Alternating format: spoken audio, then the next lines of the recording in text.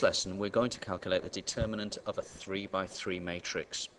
To recap, you already should know how to calculate the determinant of a 2 by 2. And we write determinant with straight lines, remember. And the determinant of a 2 by 2, very simple. A times D, subtract C times B. Now, how does that interpret for a 3 by 3? Formula is a little bit more complicated.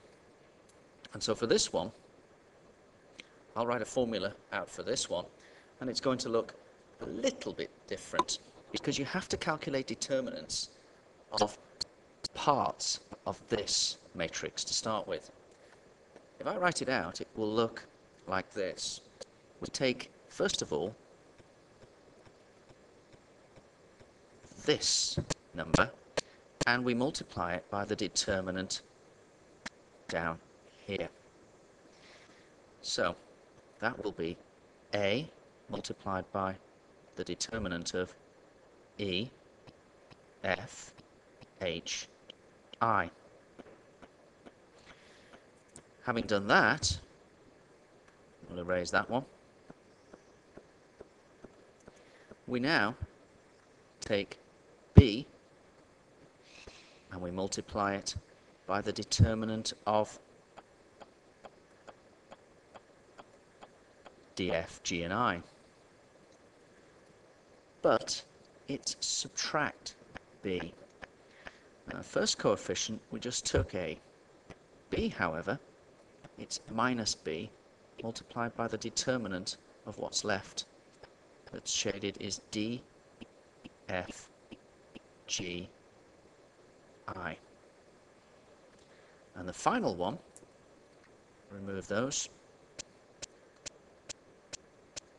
The final one is to get C, which again is positive now, and we multiply that by the determinant of these four. So that will be D, E, G, H. Now, it looks a little bit more complicated, but once you've got the hang of it, it's straightforward enough. I need to put back my bracket. Now, many people like to think of this as you cover up the column that's connected with A when you work out the determinant of E, F, H, and I.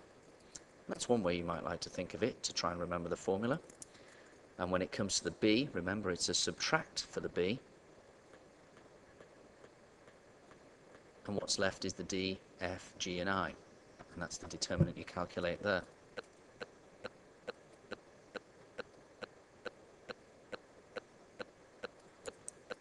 Return my brackets again. And the final one, you'd calculate the determinant of what's left when you take out the row that C is in, again the column that C is in. And that's D, E, G, and H. D, E, G, and H. So once you've got the hang of it, it should be straightforward enough. We'd then say that's going to be A multiplied by E, I, minus H, F. Remember this minus B multiplied by D, I, minus G, F. And then we add C multiplied by DH minus GE.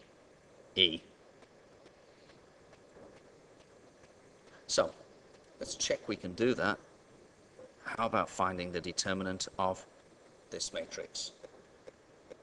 1, 2, 4, minus 2, 5, and 1, and 3, 1, 2. So going through that process, we have 1 multiplied by the determinant of this corner. We cover out that row, that column and that row. We're left with 5, 1, 1, and 2. We then subtract 2, multiplied by the determinant. 2 knocks out that column, that row. We're left with minus 2, 1, 3, and 2. And then the 4 knocks out the top row and the third column and leaves us with the determinant of this corner, which is minus 2, 5, 3, and 1. So that will give us 1 multiplied by 5 2s are 10, take away 1, subtract 2 multiplied by minus 4 minus 3, add 4 multiplied by minus 2 minus 15. So we get 9 minus 2 lots of minus 7, add 4 lots of minus 17. And the answer to that is 9 add 14 minus 68. So our determinant value is minus 45. Now, that's the kind of exercise that you could be expected to do. But again, you should be acquainted with the use of the calculator. Let's run through that. Let's introduce our matrix as matrix A. In this case, 3 by 3 matrix. Let's put the values in that we have, and let's check to see that we can work that one out.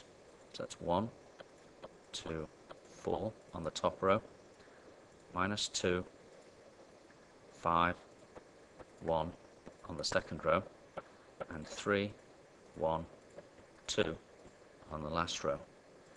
That one's empty. That one's done, sorry. Come out of that, exit that. Our options button, matrix button, F2, and we'd like to find the determinant of the matrix, which we called, whoops, excuse me, it's not shift button, it's alpha A. And the determinant of that matrix is indeed minus 45.